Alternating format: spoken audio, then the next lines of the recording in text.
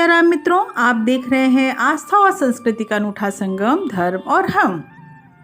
15 जून कैंची का भंडारा हो अथवा वृंदावन में बसंत पंचमी या महाराज जी के जन्म स्थान अकबरपुर में महाराज जी का प्रकाशोत्सव, हर अवसर पर बनते हैं महाप्रसाद के रूप में मालपुए, जिन्हें ग्रहण कर पाने की लालसा हर भक्त के मन में होती है। इन अवसरों पर जो भक्त धाम नहीं पहुंच पाते, वे अक्सर वहां जाने वाले भक्तों से मालपुए के प्रसाद को लाने के लिए बोलते हैं। इतना महत्व है इस प्रसाद का। पर क्या आप जानते हैं कि पहाड़ों पर लोग इस महाप्रसाद का क्या करते हैं? तो चलिए जानते हैं ज्ञानू बहन जी की संस्मरण से। ज्ञानू बहन जी, जिन्हें स्वयं महाराज जी अपनी बेटी कहा करते थे। ज्ञानू बहन जी, जिन्होंने अपने जीवन का हर पल हर क्षण महाराज जी के चरणों में समर्पित कर दिया, जो लगभग 80 वर्ष की आयु में भी महाराज जी के सभी आश्रमों में जाती हैं। इन आश्रमों के लगभग हर भंडारों में शामिल होती हैं। आपका मानना है कि अगर हम पूर्ण श्रद्धा से बाबा महाराज के चरणों में खुद को समर्पित कर दें तो महाराज कभी उस भक्त को निराश नहीं करते। ज्ञानू बहन जी को बचपन से ही बाबा महाराज का सानिध्य मिला, क्योंकि महाराज जी उनके पिता स्वर्गीय सूरज नारायण मल्होत्रा के लखनऊ आवास पर अन्य भक्तों के साथ आते जाते रहते थे। बाबा महाराज जब भी लखनऊ जाते, वे मल्होत्रा जी के आवास पर ही रुका करते थे। उनके आते ही घर में उत्सव जैसा माहौल हो जाता।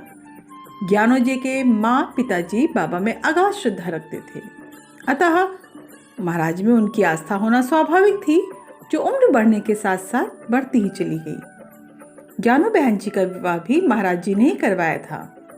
उनके पति एक IPS अधिकारी हैं और बाबा महाराज के भक्त भी। दीदी का मानना है महाराज तो नटनागर हैं, जिसने भी थोड़ा सा भी उनकी सेवा की, महाराज ने उसे कई गुना अधिक उसे लौटाया है। दीदी कहती हैं, हम तो हम हैं, पहाड़ों में आज भी महिलाओं को महाराज पर इतना विश्वास है कि इसका उदाहरण एक घटना से पता चलता है। एक दिन दीदी और महाराज की अनन्य भक्त उषा बहादुर जी कैची आश्रम में बैठे हुए थे। वहाँ कुछ पहाड़ की माइयाँ आई और महाराज के कंबल का रेशा मांगा और थोड़े से मालपुए।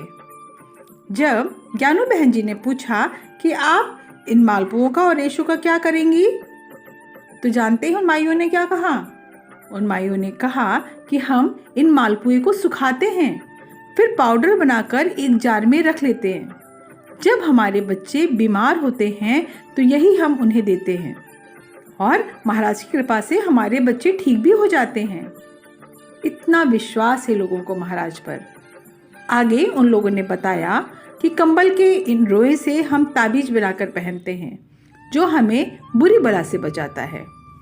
यह सुनकर ज्ञानू दीदी को बाबा की बात याद आ गई, जो वे अक्सर कहा करते थे कि जिस दिन तुम लोग मुझे जान जाओगे, उस दिन मेरे रोए तक ले जाओगे।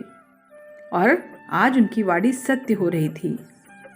दीदी कहती हैं कि महाराज जी जो भी कहते थे उसमें भविष्य के गूढ़ अर्थ छुपे होते थे, पर हम सब तो ठहरे मूढ़ अज्ञानी, उनकी बातों के मर्म को तब समझ नहीं पाए।